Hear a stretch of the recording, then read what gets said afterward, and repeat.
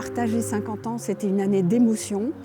Et en fait, le lieu a évolué, bien sûr, mais l'histoire continue grâce à ma fille et à mon gendre. Et l'esprit fondamental est là, gravé depuis le départ, et c'est fantastique.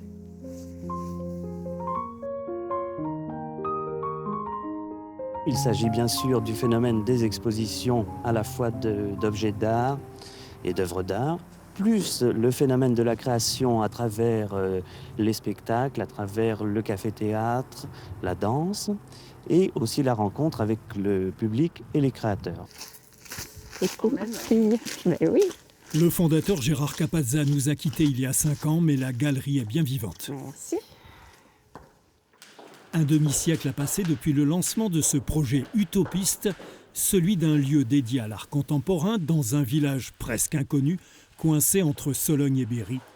Une aventure au succès improbable. Gérard disait, j'ai planté une graine, je ne savais pas que ça serait un baobab. Hein. On a commencé petit. Voilà. Et donc ça, c'est... Oui, c'était... On ne pouvait pas imaginer que ça deviendrait ça aujourd'hui.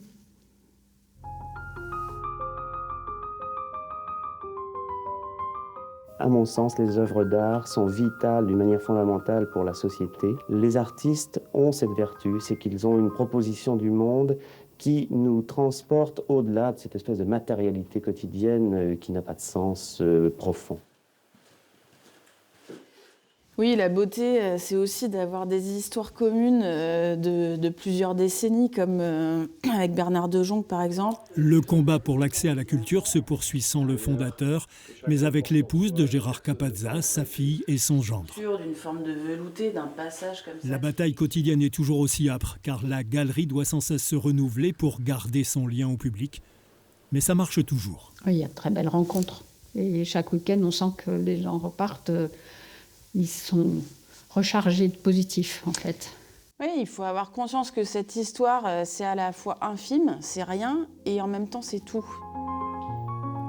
Tout, car la galerie est ouverte à tout le monde, sans la moindre contrainte d'achat, juste pour le plaisir des yeux et la paix intérieure qu'elle procure.